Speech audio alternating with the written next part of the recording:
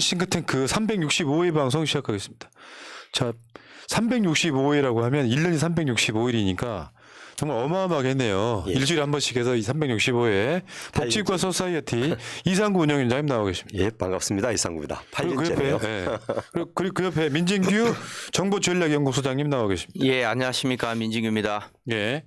자, 복지과 소사이어티 후원 좀 부탁드린다는 의미에서 전화번호 다시 한번 알려드리겠습니다. 02327-2353, 02327-2353 전화하시면은 자, 한 달에 10,000원 정도 후원하실 수 있다는 말씀을 드리겠습니다. 자, 지금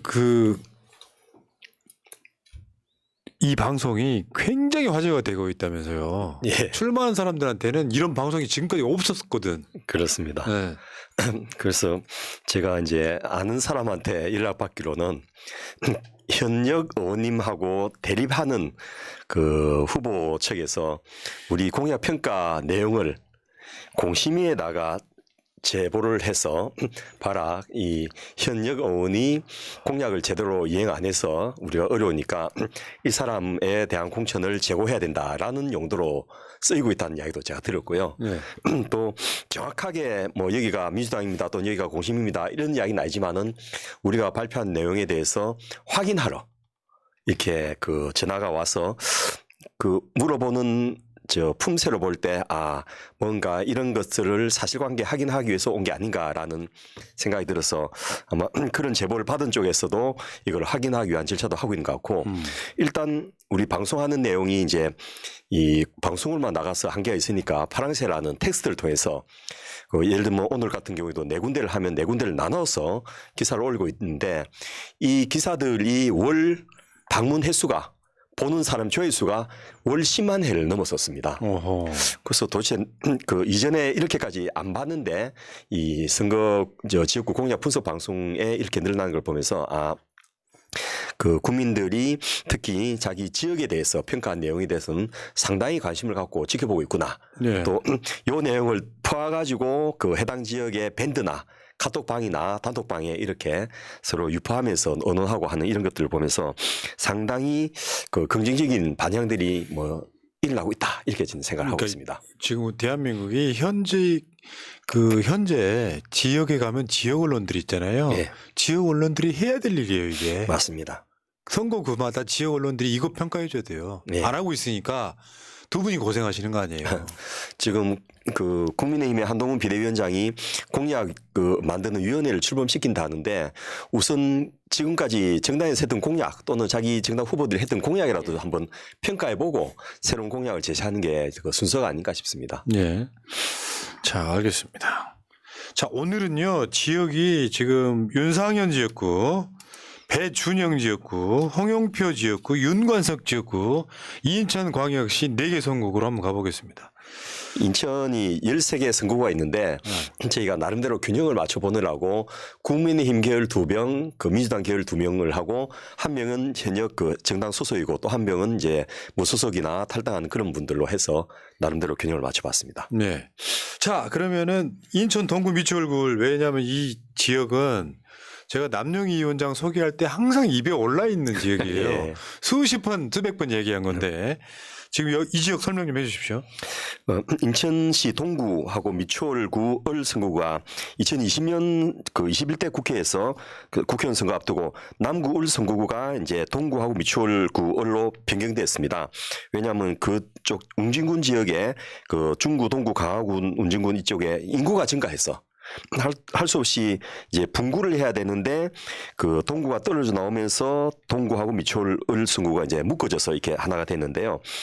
또 기존에 분리된 동구는 남구갑 선구에 편입되고 동구 미추홀 갑으로 그 명칭이 변경됐고 남구갑이 동구 미추홀구 을로 변경됐는 하여튼 이렇게 그 인천 지역이 전체적으로 인구가 늘어나면서 이합집산을 지금 해서 이 선거 그 구획이 획정이 자꾸자꾸 바뀌고 있는 그런 역동적인 것이라고 생각할 수 있겠습니다. 예. 인천 동구 미추홀구 원래 이 지역이 굉장히 보수적인 지역. 예. 그러니까 동구하고 미추홀구를 이렇게 한쪽 동구나 미추홀만 갖고 선거구를 만들려고 하니 어느 한쪽 인구가 되게 작은 거잖아요. 예. 그래서 두 개 구를 합쳐가지고 요거를 가로로 쪼갠 거지 지금. 예. 예. 뭐 갤리맨더링을 의도적으로 한 것 같지는 않은데 어쨌든 2008년 18대부터 윤상현 의원이 계속해서 그 남구 을로 있을 때도 3번 당선됐고 또 20대 2016년도에는 무소속으로 또 당선되었고 그 이번 21대에도 현 21대에도 무소속으로 동구 미추홀구 을로 해서 당선돼서 내리 4번을 연속해서 당선된 곳입니다. 야 진짜 윤상현 정말 야 정말 대단하구나. 그런데 네. 이렇게 그 지역에서 지난 21대 선거 같은 경우에도 그 확고한 지지 기반을 갖고 있는 곳에 남영희 후보가 171표 차이로 그 석패했다는 것은 정말 대단한 것이 아닌가 생각이 듭니다. 예. 근데 최근에 윤상현이 공천 못 받을 수도 있다는 이야기가 막 바닥에 돌고 있잖아요. 예, 또 이 사람은 그러면 무소속으로 출마할 가능성이 매우 높은. 그렇습니다. 자 윤상현 의정 활동 한번 볼까요? 예, 윤상현 의원의 그 법안 발의 실적을 보면은 21대에 총 50건을 발의해서 한 건도 통과하지 못했습니다. 통과율이 제로고 20대에는 28건을 발의해서 한 건만 3.6%, 19대에는 35건을 발의해서 가결 2건으로 5.7%. 사실상 뭐 법안 발의라든지 이런 부분에 대해서는 전혀 노력하지 않고도 지역에서 당선될 수 있다는 게 상당히 놀라울 따름입니다. 야 0건. 예, 0건. 윤상현은 누굽니까? 예, 여러분 윤상현 의원이 이제 현 정권의 실세로 드러나지 않고 뒤에서 여러 파트를 맡고 있다 이런 그 소문들이 여의도에 파다하거든요. 뭐 특정 몇 개 분야는 내가 한다. 라고 할 정도로 이렇게 힘을 누리고 있는데 이분이 그 옛날부터 양지 쪽에 잘 찾아다니는 걸로 굉장히 유명합니다. 일단 윤상현 의원이 전두환 사회란 거 국민들이 잘 모르고 있습니다. 이 그때 이제 그 있는 집안 사람들이 고액 가해를 할 때 전두환의 딸과 전효성과 같이 가해를 했던 인연으로 윤상현이 서울대 경제학과 졸업하고 나서 이 조지 워싱턴 대학교 국제정치대학원에서 박사학위를 수료했고 이 한나라당의 원내부대표, 새누리당의 원내수석부대표, 또 사무총장, 자유한국당의 정치局부의장 이렇게 정말 양지만 쭉 오신 분인데 이분이 이 전두환의 그 딸 외동딸 전효선의 사위였고요. 그다음에 전효선의 사이요? 예, 전효선과 남편, 예, 전두환의 사위였고 재밌네. 예. 그다음에 전효선하고 이혼한 다음에는 또 신동빈 롯데그룹 회장의 그 동생 신준호 푸르밀 그 회장의 장인 신경아 씨하고 재혼을 해서 지금 또 롯데가의 사이가 된 이런 분입니다. 네, 이분이 이런 것도 유명하지만은 여러분 저 석사장교 들어보신지 모르겠는데 이 석사장교가 한시적으로 운영됐는데 그때 장교로 임용되자마자 인관되자마자 바로 예편하는 6개월 했습니다. 예, 교육 6개월 만에 4개월, 예, 교육만 받고 예편하는 네. 그런 신기한 그 수혜자가 전두환의 아들하고 이 전두환의 사이하고 딱 2명이었습니다. 예, 하여튼 그 여러 가지 이 양지를 잘 찾아다닌 것으로 유명한데 과연 4번째까지를 내리 당선됐는데 5번째까지 성공할 수 있을지는 지금 좀 미지수입니다. 참 어쨌건 전 남영희 위원장은 일주일에도 몇 번씩 보는 사이인데 저는 그 당시에 기억이 나는 게 재검표했었어야 돼요. 예.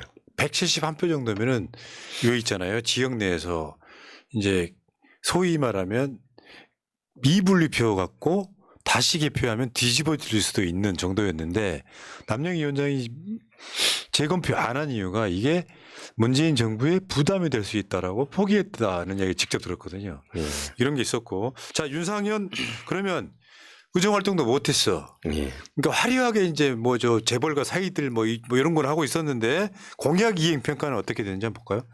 예, 윤상현 의원의 공약을 저희가 달성 가능성, 적절성, 측정 가능성, 운영성, 합리성 5가지 영역으로 이렇게 평가를 해보니까 모두 다 하로 그렇게 나타났습니다. 먼저 달성 가능성을 보면은 국내 최고 초대형 복합 도서관 용정 배움 누리를 만들겠다 이렇게 얘기했는데 그 부지 자체가 그 도서관을 만들 수 있는 자리가 아니라서 인천시가 일단 반대를 해서 이미 추진이 안 되고요. 인천 뮤지엄 파크와 아트 복합 문화단지를 완공하겠다 했는데 2024년 올해 3월 이후에 행안부가 그 투자 심사를 할 예정입니다. 그래서 아예 달성 자체가 불가능하고 세상에 둘도 없는 수봉 한빛 타워를 건립을 하겠다 이렇게 얘기해서 관광 자원하겠다 했는데 이 지역도 아예 뭐 추진 실적 자체가 전혀 없습니다. 그래서 달성 가능성을 하로 이렇게 평가했습니다. 공약을 아예 해놓고 노력조차 안 하는 건 분노를 해야 돼요. 예. 어쩌다 보면 못할 수도 있지. 다만 노력하는 적이 없다는 게 문제지. 뭐 지역 주민들도 수봉 한빛 타워가 뭔지도 모르고 있는 게 지금 현실입니다. 예. 자, 적절성만 보겠습니다. 예, 그 적절성 부분에 있어서 그 백신 치료제 개발을 위해서 바이러스 연구 개발 예산 확대를 공약했는데 이게 2021년도에 2,627억, 22년도에 5,457억이 투입됐는데 그 지금 올해 예산에서 이 윤석열 정부가 관련 백신 개발 예산을 모두 삭감을 해버렸습니다. 그래서 집권 여당의 그 숨은 실세라고 하는데 왜 자기가 내걸 공약하고 전면 배치되는 정책이 시행됐는데도 끽소리 안 하고 있는지. 그리고 그 이전에 국내 제약기업에 감염병 치료제를 여러 개 지원을 많이 했지만은 물론 이런 지원은 10개 해가지고 하나만 성공해도 꽤 그 성공이라고 평가하는데 이 현재 우리나라의 그 감염병 치료제 관련된 개발 능력이 부족해서 여기 아마 코로나 때 그 좀 이슈화하기 위해서 만든 공약이 아닌가 싶은데 그런 저 실력을 좀 모르고 한 게 아닌가 싶어서 좀 그 공약 자체가 현실화가 어렵다는 것이 현재 전문가의 평가고 우리가 대체 백신 정도는 할 수 있지만은 그 전면적인 치료제 개발을 위한 바이러스 연구 개발 예산을 확대하겠다 이런 것들은 일단은 확대해봤자 그 실현 가능성이 좀 어려운 공약이고 이 다국적 제약기업들이 투자하는 데 비해서는 너무나 거대한 규모이기 때문에 우리나라가 이것을 따라가기는 좀 어렵지 않겠나 싶습니다. 그리고 연안부도에서 인하대역까지 뭐 트램 건설을 하겠다는데 이거 뭐 여러분 많이 보셨지 않습니까? 그 트램보다는 그냥 노선버스 정차해주면 그게 훨씬 지역 주민들한테 도움되고 싸게 먹힙니다. 또 인천대로 그 지하에 대규모 공유 주차장 건설하겠다 했는데 여기는 이미 저 소규모 공유 주차장으로 끝나버렸습니다. 야, 트램은 진짜 이게 무슨 전가의 보도도 아니고. 일본도 트램을 옛날에 좀 해서 마지막 남은 게 작년 연말에 그 운영을 중단했습니다. 차를 더 이상 그 제작을 못 하니까 그런 부분 우리도 비슷하게 나올 것 같습니다. 예. 예. 적절성 하, 측정 가능성 볼까요? 예, 측정 가능성 측면에서 보면 강력하고 촘촘한 치안망 강화를 하겠다 이렇게 했는데 강력하고 촘촘함이라는 게 뭔지 좀 애매한 그런 상태고요. 뭐 재건축 규제를 지원하겠다는데 뭘 지원해 주겠다는지 구체적인 내역이 없고 유치원을 증설하겠다고 했는데 몇 개를 증설할 것인지 이런 것도 목표를 하지 않아서 측정 가능성 측면에서 이렇게 하로 평가했습니다. 예. 그런데 윤석열 정부가 재건축 관련해서 안전진단 제도를 없애면서 이거는 아마 저절로 공약이 달성되는 행태로 가지 않겠나 싶습니다. 아, 진짜. 상. 그 이야기만 갖고도 한 진짜 2시간 거리 되는데 예, 안전진단 그렇습니다. 예. 패스. 자, 그다음에 운영성 보겠습니다. 예, 그 연매출 1억 미만의 자영업자에 대해서 각종 공과금과 세금을 한시적으로 감면하겠다라고 했는데 일단 현 정부가 그 재벌 대기업들만 50조가 넘는 세금 감면을 해주지 않습니까? 그런데 그 연매출 1억 미만의 자영업자는 오히려 세금이 늘어나는 이런 상황이어서 그 일단 현 정부의 집권 여당 소속임에도 불구하고 그 전혀 자기 공약과 반대되는 정책이 시행되고 있는데 아무 소리를 못하고 있고 일단 본인이 법률 발의도 안 해버렸습니다. 그러니까 공약을 이렇게 하려면 왜 냈는지 이런 것도 안타깝고요. 첨단 물류 융합 단지를 하객 ICT 밸리에 조성을 하겠다 이렇게 했는데 여기에가 판교나 구로나 마곡 같은 지역에 비해서 접근성이 너무 떨려서 이거 조성하는 것이 거의 불가능한 것이 아닌가라고 짐작이 되고요. 재물포역하고 숭이동 역세권의 상권 진흥을 공략하겠다 했는데 지금 현재 인천 경제가 침체 중이고 특히 인천은 중국과 교역에 영향을 많이 받는 곳인데 현 정부가 중국과 외교 관계를 단절을 수준까지 그 셧다운 시키면서 이 인천이 전체적으로 피해를 보고 있는데 이것도 이 윤호는 아무 소리를 못 하고 있습니다. 그러네요. 자, 다음에 합리성 가겠습니다. 예, 합리성 측면에서 보면은 지하철 3호선을 건설하겠다 했는데 지하철 3호선 순환선의 수요가 낮고 이 길이도 거의 60km 가까이 돼서 사실상 예산 낭비가 될 가능성이 높고요. 인천국제공항 및 여객터미널의 선별진료소를 질병관리지청으로 승격하겠다 이래 했는데 그 필요성까지는 없을 것 같습니다. 그리고 숭이동 어린이 도서관과 실내 놀이시설 본관 신축을 공략했는데 숭이 이동에 이미 장살에 어린이 도서관이 있기 때문에 별도로 실내 놀이시설을 신축할 필요성은 없을 것 같습니다. 예, 이런 측면에서 합리성도 하로 평가했습니다. 야, 5개 분야 모두 하. 예. 야, 그래도 국회의원은 3, 4선씩 하는군요. 예. 인천 사람들이 아주 마음이 좋나 봅니다. 네. 자, 다음 지역으로 갈까요? 인천 중구 강화 옹진 선거구. 예, 여기는 이제 현재 배준영 의원이 현역 의원으로 활동하고 있는 곳인데 일단 강화, 옹진 이런 이름만으로도 여러분이 대부분 북한의 사격 또 폭격 이렇게 하면 나오는 곳이지 않습니까? 그래서 대단히 보수적인 곳입니다. 여기가 관할구역이 인천국제공항, 인천항, 또 인천 차이나타운, 월미도, 자유공원, 서해오도 이런 것이 소속돼 있기 때문에 옛날부터 한나라당이나 보수 계열만 쭉 당선되는 곳이었고 특히 제가 기억하기로는 강화군 포함된 서구 강화군을 이런 지역은 이경재 의원이 오랫동안 심지어는 무소속으로도 출마해서 당선되는 그런 곳이었고 또 얼마 전에는 새누리당의 안상수 의원도 당선된 곳이었는데 여기에 이제 배준영 의원이라고 아주 젊은 분이 나가서 지금 당선된 곳입니다. 근데 우리는 이름을 거의 몰라.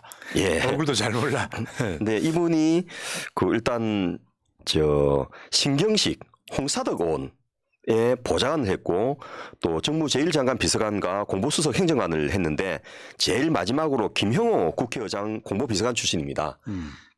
여러분 부산 영도에서 김형호 의장의 비서를 했던 사람이 공천에서 이현주 의원을 제끼고 공천돼 가지고 문제를 많이 일으켰는 거 아실 건데 여기도 비슷한 케이스로 김영호 의장이 공심위원장 할 때 자기 비서관 출신을 박아놓은 곳이 아닌가 싶습니다. 자, 그런 지역이고요. 그러니까 상당히 보수적인 곳. 예. 더군다나 지금 북한과도 좀 상당히 가깝기 때문에 예. 보수적인 곳. 인천에서도 가장 보수적일 수밖에 없는 곳. 예. 자, 배준영 의정 활동 한번 볼까요? 예, 배준영 의원이 21대 대표 발의한 법안은 총 69건입니다. 가결 2건, 계류 31건, 대안 반영 폐기 13건, 수정 반영 폐기 19건, 철회 4건으로 통과율은 2.9%입니다. 2.9%. 그래도 있어 2건이나. 예. 이게 신기할 정도예요. 저는 대부분 영건들이 많잖아요. 예. 야, 2건. 자, 그러면 배준영 지금 그 지역에 출마할 사람들은 잠깐만 보겠습니다. 예, 일단 여기는 진보 계열이 거의 당선되기 어려운 곳이어서 이제 본인인 배준영 의원이 재선 도전을 이미 공언을 하고 있고요.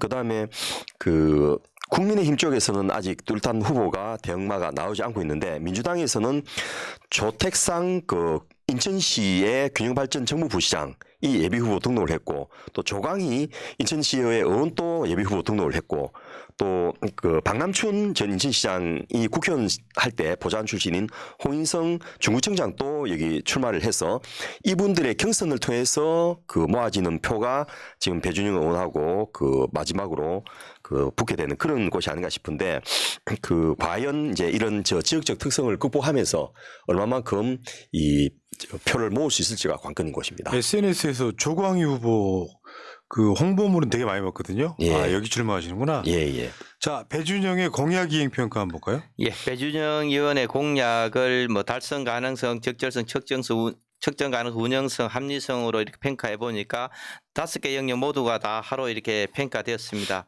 달성 가능성 측면에서 보면은 정쟁이 아닌 정책 중심의 국회를 만들겠다 이렇게 얘기했는데 21대 국회가 뭐 정책보다는 정쟁으로 세월 보내면서 다 끝났고요.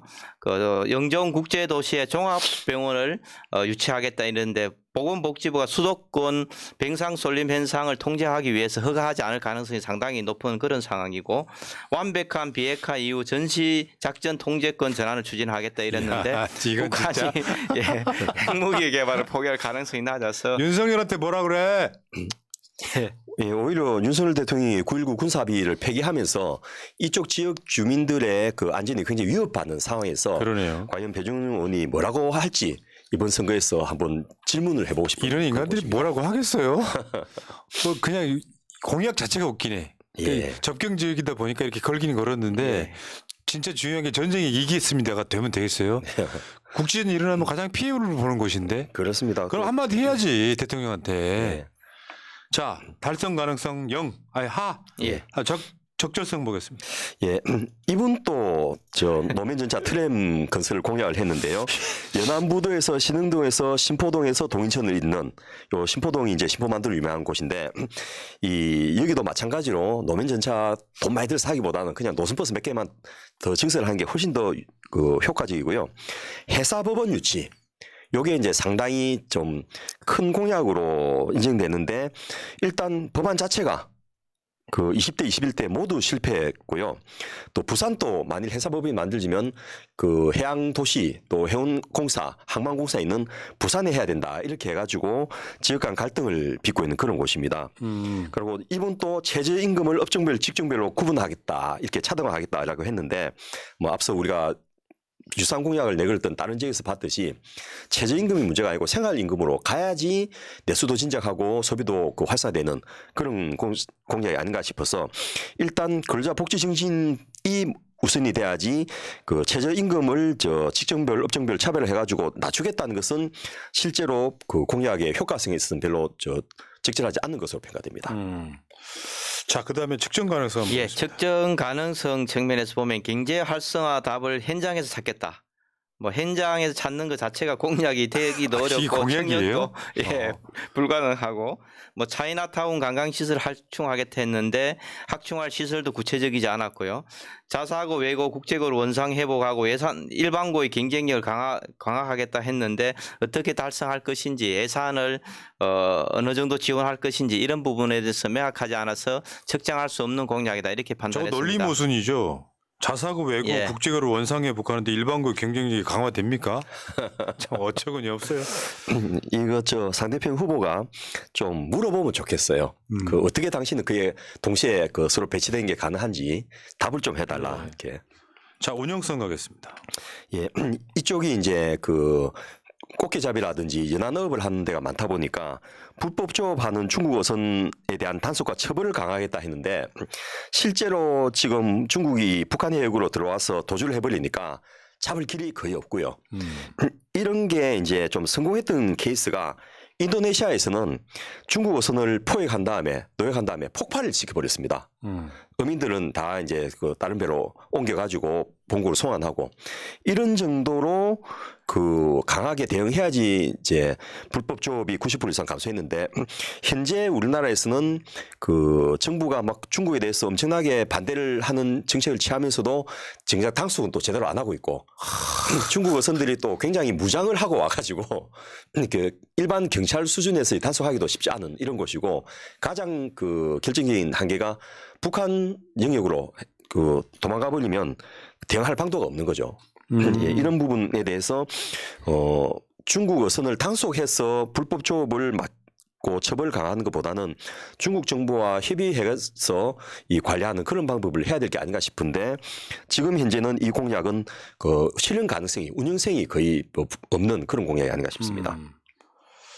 수산자원 활용탄 6차 산업 유치를 약속했는데 우리나라에서는 일본은 이제 몇 군데 성공 사례겠지만 우리나라에서는 그 잡는 업, 기르는 업, 또 파는 업, 관광업, 또 휴양업 이런 부분들이 전부 다 성공한 사례가 현재는 없는 상황이고요.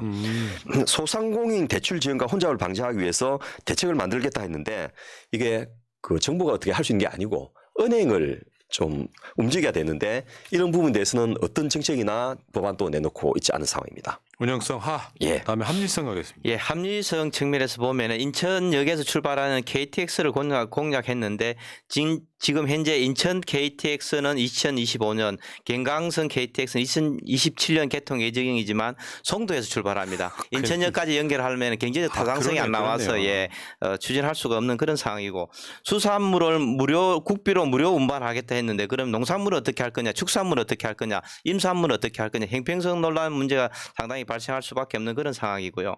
간이가세 기준을 1억 원으로 상향하겠다 이렇게 얘기했는데 2020년에 4,800만 원에서 8천만 원으로 이미 한 번 더 올렸습니다. 단기간에 올리기도 어렵고 이렇게 하다 보면은 세수 부족 현상이 심화될 수 있어서 합리적이지 않다 이렇게 평가했습니다. 야, 그래서 모두 하. 예. 예. 자, 그러면 이제 민주당 지역으로 한번 가보겠습니다. 예. 인천 부평을. 예. 여러분 그 인천 부평 하면 뭐 대우자동차 이렇게 떠오를 정도로 이 노동세가 굉장히 강한 곳입니다. 96년 15대 국회의원 선거 당시에 북구 을 선구구에서 이제 부평구 을로 분구화돼서 나눠졌고 부평구 상곡 1동 2동 또 청천 1동 2동 갈산 1동 2동 삼산 1동 2동 북에 2동 3동 이렇게 해서 그 관할 구역인데 여기가 이제 그 뭐 이합지사 왔다 갔다 했는데 그 2009년 18대 보궐선거 때부터 홍영표 의원이 내리 사선제 하고 있는 곳입니다. 그러니까 이분이 노조 출신이고 그렇습니다. 공장이 많아서 예. 당선된 그런 지역이라고 봐야 되고. 예, 예. 대우자동차 노동자 대표였고 대우그룹 전체 노동조합 협의회 사무처장을 했고 한국노동운동연구소 소장도 했고 참여연대 정책위원도 했고 그다음에 총리실 시민사회 비서관 할 때 저하고 같이 일도 좀 같이 하셨고요. 민주당의 원내 대표하고 원내 부대표도 역임한 그런 민주당의 중진 의원입니다. 그런데 노조 출신인데 지금 현재 위치로 보면은 누구보다 보수적인 느낌? 예. 사실 그런 거 있잖아요. 비명에 밖으로 드러나지 않는 보스 뭐 이렇게까지 예. 평가를 받고 있어요. 자, 홍영표 의정 활동 한번 볼까요? 예, 홍영표 의원이 21대 대표 발의한 법안은 총 28건입니다. 계류가 26건이고 대한 반영 폐기 2건, 가결된 법안은 0건으로 통과율은 0%입니다. 아, 이분 좀 비극적이네. 예, 20대에는 35건을 발의해서 2건이 가결되고 5.7%, 19대에는 48건을 제출해서 9건이 가결돼서 18%. 야, 근데 확실히 그러네요. 예, 선수가 계속 올라갈수록 일을 예. 안 한다. 예. 예, 맞습니다. 예. 아주 뚜렷하게 드러납니다. 뚜렷하게 예. 보여주는 그런 예. 케이스입니다. 자, 그럼 출마자들은 어떤 분들일까요? 예상자들. 일단 앞서 말씀드렸던 대로 홍영표 의원이 이제 5선 도전을 예정을 하고 있고요. 여기에 국민의힘에서는 강창규 현 그 부평구을 당협위원장 이 사람이 예비후보 등록을 마쳤고 손철원 그 인천광역시 의원 또 예비후보 등록을 했고요. 여긴 또 노동세가 세다 보니까 정의당에서는 김웅호 노회찬 재단 운영위원 또 여기서 출마할 것으로 예상되고 있는 그런 곳입니다.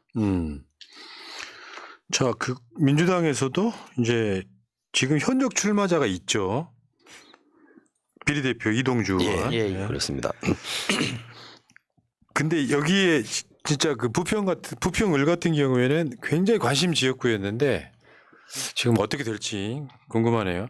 자, 공약 이행 평가 한번 볼까요? 예, 홍영표 의원의 공약을 달성 가능성, 적절성, 측정 가능성, 운영성, 합리성으로 평가해 보니까 5개 분야 마찬가지로 하루 그렇게 평가되었습니다. 먼저 달성 가능성을 보면은 콘텐츠 정천 이동을 콘텐츠 산업 중심지로 도약시키겠다 이렇게 얘기했는데 과거 부천 그 미군 기지에 에스컴 기지에 라이브 클럽에서 대중음악이 발언했다 이렇게 해서 대중음악 하겠다. 윤복희 이런 분들 다 이쪽으로 예. 해서 데뷔했는데 했는데 지금 현재로서는 회복하는 것은 불가능할 거라고 이렇게 평가되고요. 마찬가지로 지역 거점형 콘텐츠 산업을 육성을 해서 영상 미디어 산업을 하겠다 이랬는데 뭐 청담동이나 성수동과 경쟁하기 어렵다 이렇게 판단을 했습니다. 그리고 부평 상단 르네상스 2020 구조 고도화 사업을 하겠다 해서 했는데 전기 기계 중심이고 이미 대우자동차 GM 대우도 지금 뭐 철수하니 많이 할 정도로 사업 실적도 나쁘기 때문에 이 부분도 달성하기가 어렵다 이렇게 좀 판단해서 달성 가능성 하로 평가했습니다. 예. 자, 적절성은요? 예, 부평에서도 또 트램이 나왔습니다. 아, 그 당시에 트램 광풍이 불었나 봐요. 예. 지역마다 안 하는 데가 없어. 예. 여기는 이제 미군 부대로 물자 수송하던 군용 철도가 있으니까 그걸 활용해서 트램을 도입하겠다 이렇게 했는데 이것도 마찬가지도 여기도 그냥 노선버스 좀 더 정차하는 것이 효율적이고요. 대중음악 자료원 유치를 공약했는데 일단 경주의 대중음악 박물관에서 자료원을 부설로 설립하거나 또는 이 자료원 자체를 설에 두는 것이 훨씬 더 합리적인 것으로 평가되고 있고 앞서 미군 부대에서 이제 에스콤이라고 우리나라 미팔군에 공연하는 쪽이 출발점이 됐으니까 이걸 갖고 자꾸 이제 새끼를 치고 있는데 실질적으로 이게 들어온들 과연 부평에서 지역 경제 활성화 효과나 고용 창출 효과가 있을지는 의문입니다. 예. 특히 뿌리 산업이 강한 부평을 공약했는데 이 지역의 뿌리 산업이 뭐냐면 주조, 금형, 용접, 또 소성 가공, 표면 처리, 열칠 같은 이런 공정 기술인데 이게 이미 우리나라에서는 기술자들이 노후하고 없어가지고 중국을 다 넘어가 버린 상태에서 이걸 다시 한국에 갖고 온다 거의 불가능하지 않겠나 싶은 그런 상황입니다. 적절하지 않은 예, 공약이었다. 그래서 실현 불가능해서 적절성이 하로 평가가 됐습니다. 측정 가능성 보겠습니다. 예, 측정 가능성은 157 공병대 부지 토양 정화를 해서 뭐 개발하겠다 이렇게 했는데 2019년부터 지금 추진하고 있는데 국방부가 민간 사업자에게 토지를 매각하지 않으려고 해서 지금 추진이 잘 되고 있지 않고 있고요. GTS B 노선을 조속 착공하겠다 했는데 2019년도에 예탄은 통과했지만 올해 상반기에야 착공이 예정되어 있습니다. 작은 도서관 등 문화교육 인프라 보강을 공약했는데 구체적인 인프라와 달성 목표를 제시하지 않아서 측정 가능성이 낮은 그런 공약들이다 이렇게 평가했습니다. 전 놀라운 게요. 노조 출신이신데 노동 공약이 하나도 없네요. 그렇습니다. 자, 운영성 한번 보겠습니다. 예, 요것도 이제 측정 가능성하고 같이 연계된 부분인데 공약 자체가 주민 의견을 적극 수렴해서 주민 편의 및 지역 상권 활성화 계획을 수립하겠다라고 했는데 일단 지역 주민이 주도해서 성공한 사례가 거의 없기 때문에 주민 의견보다는 전문가 의견을 반영하는 것이 훨씬 더 효과적인 것 같고요. 또 주민 의견을 수렴하려고 하면 공무원들은 그냥 간담회만 계속 해가면서 시간 끌 수밖에 없는 그런 곳이어서 공약 자체가 운영성뿐만 아니라 적절성도 좀 떨어진 것 같고 청천 이동에 창업 스타트업 1번지 부평을 만들겠다 이렇게 했는데 부평이 과연 강남이나 마곡이나 구로나 판교 같은 이런 청년들이 선호한 지역하고 경쟁력이 있을 것인지 부평만의 차별성이 뭐가 있는지 의문이고요. 셉테드 범죄 예방 환경 설계를 하겠다라고 했는데 이 셉테드를 도입한 곳은 여러 군데 있지만은 성공을 해서 효과적으로 좀 하고 있는 데가 좀 없는 상태에서 공무원들이 뭘 보고 할 것인지 또 이거는 소관이 지하철에 있는지 경찰에 있는지 이게 왔다 갔다 하는 곳입니다. 그래서 이런 것들도 조금 더 구체화하는 것이 옳지 않겠나 싶습니다. 아젠다만 툭 던져놓고 예. 거기에 더 이상 나아가지 않는 예, 공약들이네요. 그렇습니다. 예.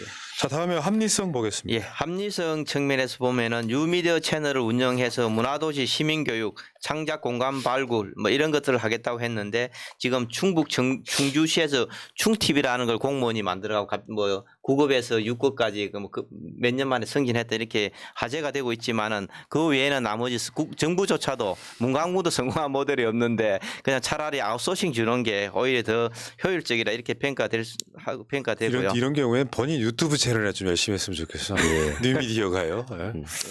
그래서 저는 아무리 부평을이 진보세가 강하고 또 민주당이 오랫동안 당선되는 곳이었지만은 이제는 판을 한번 바꿔보는 게 필요하지 않겠나. 그리고 만일 판을 못 바꾼다면 이 주소 소상인 자영업자 총연합회 부회장 출신 이동주 현 의원이나 또 더불어민주당 청식위 부의장인 유길종 예비 후보들이 적극적으로 홍영표 의원한테 공약에 대해서 좀 따져 묻고 그래서 적어도 공약에 대한 책임감을 가질 수 있도록 하는 선거가 치러지면 어떨까라는 아쉬움이 있습니다. 다시 말씀드리지만 진짜 노동 공약이 없다는 게 되게 신기하네요. 사실 예. 부평을 같은 경우는 GM 대우가 철수하면 사실상 그 지역이 완전히 공동화될 수 있는 그런 지금 아주 위급한 상황이거든요. 예. 그런 측면에서 보면은 뭐 말도 안 되는 뿌리 산업보다는 좀 더 구체적인 뭐 그런 산업 대체 산업에 대한 공약들이 나와야 될 것 같습니다. 네. 또 더군다나 이제 사선 이렇게 돼버리니까 책임론이 공천에 바람이 불 수가 있는데 맞습니다. 어떤 사람이 이제 대안으로 홍영표를 대체할 수 있을까? 이게 관심사가 아닌가 싶고요. 예. 자, 그러면 지역을 한번 인천 남동을로 한번 가볼게요. 예. 여기는 윤관석 그 의원이 지금 현재 의원을 하고 계신 곳인데 여기가 이제 96년 15대 국회의원 선거를 앞두고 인구 상한선을 남동구가 이제 돌파해 가지고 남동구 갑과 을로 구획됐고요. 여기는 9월 2동, 간석 2동, 또 만수 1동, 2동, 3동, 그 5동, 6동까지 하는 이런 곳입니다. 그래서 여기도 이제 남동구 하면 상당히 산업이 그 많은 곳인데 여기에서 윤관석 의원이 19대 2012년부터 내리 3선을 하고 있는 곳입니다. 근데 여러분 아시다시피 윤관석 의원이 이번에 민주당 전당대회 돈봉투 사건으로 아마 그 1심에서 검찰이 징역 5년형을 구형해가지고 그 선거에서 나오지 못할 가능성이 많아서 그 인천시장 있는 박남춘 그 인사수석 및 19대 20대 국회의원이 아마 이쪽에 전략 공천될 가능성이 높지 않겠나 싶어서 네. 좀 관심이 되는 지역입니다. 자, 윤관석 의원 법안 발의 한번 보겠습니다. 예, 윤관석 의원이 21대 대표 발의한 법안은 총 34건입니다. 가결이 1건 3.0%고 20대에는 74건을 발의해서 가결이 12건 16.2%, 19대에는 총 87건을 발의해서 가결이 3건 3.3%. 그래서 20대가 가장 높은 성적을 이렇게 보여줬습니다. 3% 그래도 있어요. 0을 하도 많이 봐가지고 그래도 있어요. 예. 지금 보니까 그리고 윤관석 의원은 공천이 불투명해서 현재 박남춘 전 시장이 출마할 가능성이 높다. 뭐 이 이야기도 하셨고요. 예. 그리고 여기에 이제 그 민주당에서도 여러 후보들이 지금 나서고 있지만 국민의힘에서는 지난 15대와 17대 국회의원을 했던 이원복 전 의원 현 국민의힘 남동구 당협위원장입니다. 이분이 나오고 또 고주룡 전 MBC 기자도 여기서 나올 예정이고 그 예비 후보자로 등록을 이미 했습니다. 그리고 김세현 한국건설경영협회 상금 부회장도 출마를 선언해서 그 보수 쪽에 국민의힘 쪽에서도 경선에 아주 치열한 곳이고 네. 정의당에서는 배진교 원내대표가 이쪽 지역에서 출마를 할 예정입니다. 예. 그러네 이제 여기 아마 전략 지역이 될 거예요. 예. 현재 지금 구속되어 있는 상태면 그렇습니다. 전략 지역이 될 가능성이 높고요. 옥중 출마도 안 한다고 볼 수는 없는 거죠. 할 수 있죠. 예. 확정 판결 난 게 아니니까. 자, 윤관석 의원의 공약 이행 평가 한번 보겠습니다. 예, 윤관석 의원의 공약을 달성 가능성, 적절성, 측정 가능성, 운영성, 합리성 5개 영역으로 평가해 보면은 합리성은 중을 받았고요. 나머지 4개 영역은 하로 이렇게 평가됐습니다. 오늘 인천 국회의원 중에서 유일하게 중 하나를 받은 이런 국회의원이다 이렇게 볼 수 있을 것 같습니다. 예. 먼저 달성 가능성을 보면 GTS-B 노선을 조기 착공하겠다 했는데 2022년에 착공하려다가 올해 또 상반기로 밀려졌는데 언제 또 다시 밀려질 가능성도 높은 이런 상황이고요. 제2경인선을 신속 완료하겠다 했는데 2025년에 에타 조사하고 나서 2035년에 개통할 목표입니다. 이 정도 보시면 거의 명확하지 않은 그런 스케줄이다 이렇게 볼 수 있을 것 같고요. 인천 2호선을 연장하겠다 했는데 이것도 2029년 돼야 착공하고 2035년에 개통할 목표 정도인데 작년에 기획재정부 지방재정평가위원회 상정이 불발됐습니다. 그래서 이 부분도 아예 연장 자체도 불투명해서 공약 달성이 평가는 하다 이렇게 볼 수 있을 것 같습니다. 인천 사람들이 그렇게 철도하고 지하철 이런 쪽에 그렇게 목을 매는 게 아닌데 왜 이래 건설 공약을 많이 했는지 좀 아쉬움이 있습니다. 적절성 측면에서 보면요. 입대 장병들에게 실손보험을 모두 가입시켜 주겠다 이렇게 했는데 일단 이게 그 지역구 원 공약으로 가능한지 국방부에서 이 부분에 대해서 그 구체적으로 검토를 하고 있는지도 논란이고 입대 장병들에 대해서 해주면 다른 분야는 어떻게 할 것인지 예를 들면 경찰관이나 소방관들도 지금 실손보험이 없는 데가 많거든요. 그래서 공보험 체계를 강화하는 것은 얼마든지 국가나 그 국회의원들이 공약할 수 있지만은 민간을 활용해서 실손보험을 가입시켜 주겠다라는 것은 공약 자체가 좀 적절하지 않은 게 아닌가 싶고 어르신 건강문화센터를 신축하겠다 하는 것도 여기 짓는데 건설비 들이기보다는 기존의 노인정에 다양한 프로그램을 지원해 주는 게 훨씬 더 효과적이지 않나 싶고 생활체육시설 확충도 그 시설을 더 짓기보다는 건강 바우처 사업에 예산을 더 투입하는 것이 훨씬 더 효과적인 것으로 평가됩니다. 야, 자 알겠습니다. 다음 한번 볼까요?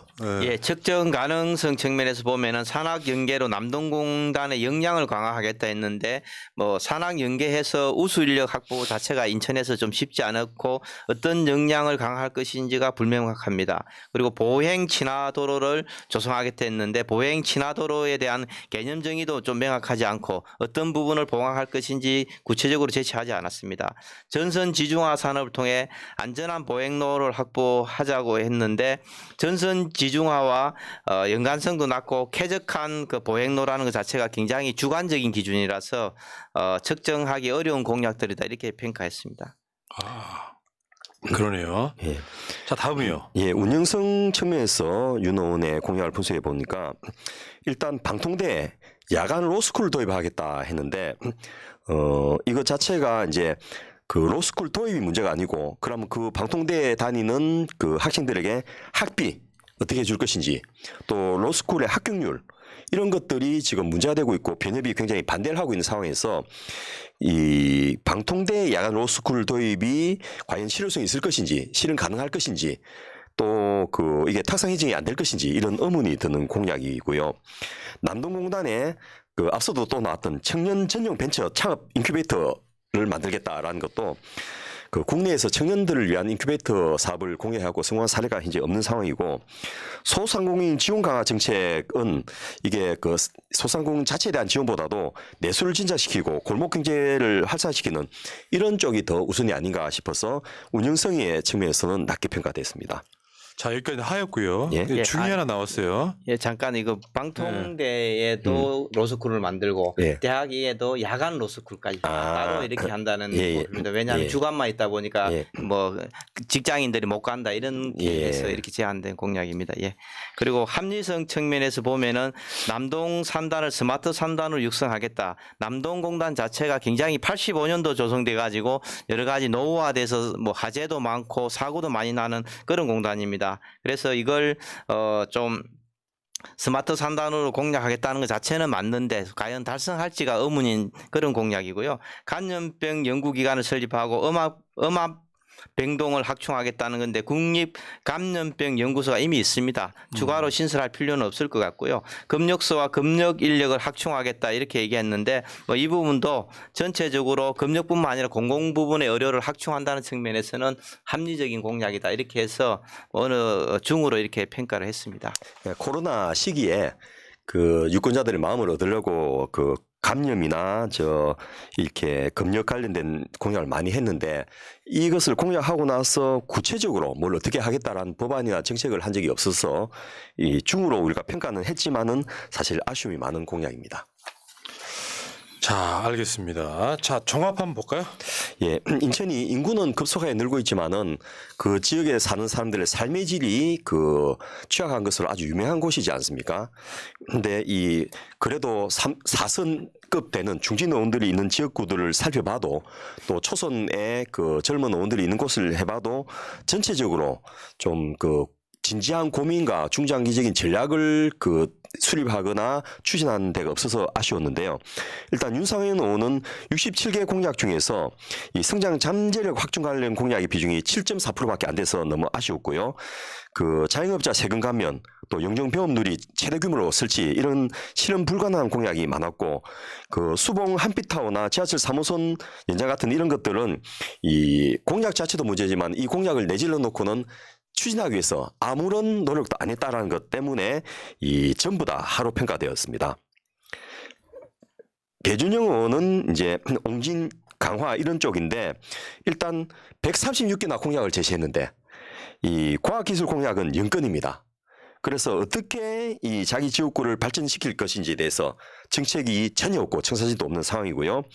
정책 중심, 뭐 북한 비핵화, 경제 활성화 같은 이 고성 공약으로 일관을 하고 있어서 이 과연 실현 의지가 있는지 의심스럽고 수산물 국비 무료 운반, 관이가세 기준 상향 같은 그 유권자들을 현혹시키는 선심성 공약을 많이 하고 있는데 그 중에 또 제대로 실현된 것도 없고 어떤 것은 이미 상당히 실현되어 있는데 공약을 한 것도 있고 이렇게 해가지고 이런 부분도 그 올해 선거에서는 꼭 한번 책임을 추궁해보고 그 왜 그렇게 했는지 한번 물어보는 게 필요하지 않겠나 싶습니다. 윤상현 의원하고 배준영 의원은 이미 정부 자기들이 정권을 차지한 상태인데도 그러니까요. 불구하고 더 노력 안 했다는 게 좀 더 이렇게 좀 예. 문제가 있는 것 같습니다. 예, 집권 여당인데요. 예. 홍영표 의원도 이제 사선을 했는데 그 앞서 말씀드렸던 대로 부평 지역의 산업을 위한 공약이 그 굉장히 부족하고 지역 발전 공약이 10%. 그 굳이 우리가 경제 공약으로 하더라도 6건밖에 안 돼 가지고 굉장히 좀 그 아쉬운 상황이었고 침체된 부평 상단을 부활시키겠다고 말을 하는데 구체적으로 뭘 어떻게 하겠다는 내용이 하나도 없어서 이제 사선까지 했으면 어느 정도 좀 비전을 좀 제시할 때가 되지 않았나. 그거 못할 것 같으면 이번에는 양보하는 게 옳지 않겠나는 생각이 들 그러니까요. 정도이고요. 미군 부대 부지 개발이 중요한데 이것도 뭐 콘텐츠 산업이나 영상 미디어 산업 육성 같은 달성 불가능한 공약 이런 것들로 점철돼 있어서 아쉬움이 있었습니다.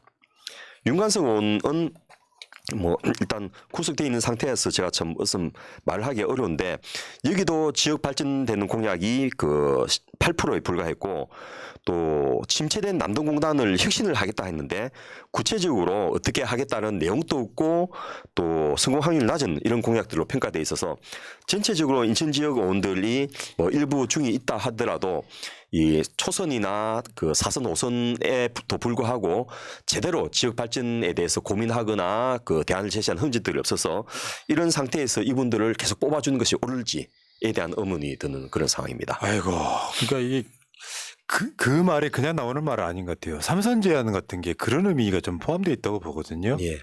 재선만 되고 나면 기득권에 안주해가지고 명분 없는 탈당이라고 있고 당선되냐가 안 되냐가 중요하지. 실제로 당선돼서 정말 내가 공약낸 거 지키려고 노력하는 국회의원들이 거의 없다는 게 굉장히 심각하네요.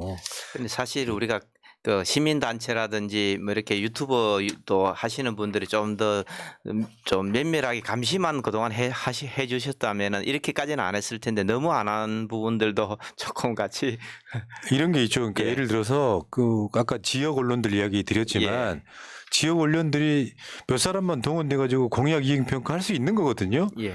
여기 그래서 그 지역 내에서 그게 압박이 들어가고 야 이번에 공약 이행률이 10%도 안 되니까 당신 내려와 이게 일반적인 문화였으면 좋겠어요.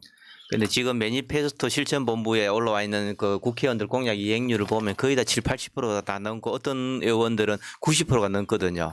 예, 그 평가 자체가 기준이 좀 잘못됐다 이렇게 좀 볼 수 있을 것 같고. 그러니까 저 이거 예. 지켰어 해서 지켰다고 하면 그거 지킨 걸로 해서 집어넣는다면서요 이행률로. 예, 지켰다고 자기가 얘기하면 그대로 다 받아줍니다. 이게 무슨 검증이야. 평가를 하기가 그 힘들고 또 능력 없고 객관성에 문제가 있다면 질문을 하면 좋겠습니다.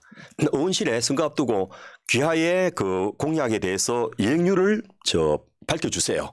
해갖고 공약을 쭉 리스팅업을 하면서 그에 따르는 자기들이 이행했다라고 생각하는 근거하고 추진율 같은 걸 좀 발표하고 이런 것들을 인천에는 뭐 인천의제 21 이런 시민단체들 잘 돼 있거든요. 그러니까 노동 세력도 세고 하니까 이쪽하고 지역 언론하고 그 결합해가지고 이런 부분을 좀 체계적으로 한두 달 남은 동안에 진행을 해보면 어떨까 싶은 아쉬움이 있습니다. 자, 알겠습니다. 자, 오늘도 보니까 굉장히 실망스럽네요. 수도권으로 올라오면 좀 나아질까 했는데. 어. 그 서울하고 아마 경기도는 좀 낫지 않겠나 싶어서. 뭘 그렇게 기대를 하세요? 이제 봤는데. 야, 벌써 이게 벌써 37번째 지역까지 갔는데. 예. 와, 실망스럽네. 이 중에 어찌 얻어 걸려서 딱 그런 것도 있을 수 있어요. 그러니까 예. 다 못해가지고 지역에 우리가 안 간 지역구에 잘 지킨 사람이 있었을 수도 있어요. 예. 예. 혹시 그 여러분이 이런 의원은 좀 꼭 그 공약을 잘 하고 있으니까 좀 밝혀달라 이런 부분도 있으면 제보를 해 주십시오. 네. 다음 주 경기도로. 예. 예. 예. 경기도는 워낙 크니까 예. 여러 번 해야 될 것 같습니다. 58개 지역구나 되니까 저희가 그 3번 이상 좀 해야 될 그런 것 같습니다. 예. 자, 알겠습니다. 정권 교체를 위한 싱크탱크 365회 방송. 매주 했던 방송이 365회 1년처럼 방송을 했다는 말씀 드리고요. 어마어마한 방송 여러분들 지금까지 사랑해 주셔서 감사하고요. 앞으로 계속 사랑해 주세요. 자, 오늘 새날 방송은 여기서 마치고 이따가 새날 방송은 이따 9시에 지금 노영희, 전현희, 최민희, 김현 의원 나오는 방송으로 다시 찾아뵙고요. 두 분은 다음 주에 뵙겠습니다. 여러분 마치겠습니다. 고맙습니다. 감사합니다. 예, 수고하셨습니다. 민주주의 평화 통일 다 죽어간다 이대로는 놔둘 수 없다 자 다시 한번 해보는 거야. 자, 다시 한번 싸우는 거야. 자, 손 맞잡고 어깨를 걸고 우리 함께 이기는 거야. 자, 다시 한번 해보는 거야. 자, 다시 한번 싸우는 거야. 자, 손 맞잡고 어깨를 걸고 우리 함께 이기는 거야. 자, 다시 한번 해보는 거야. 자, 다시 한번 싸우는 거야. 자, 손 맞잡고 어깨를 걸고 우리 함께 이기는 거야. 자, 다시 한번 해보는 거야. 자, 다시 한번 싸우는 거야. 자, 손 맞잡고 어깨를 걸고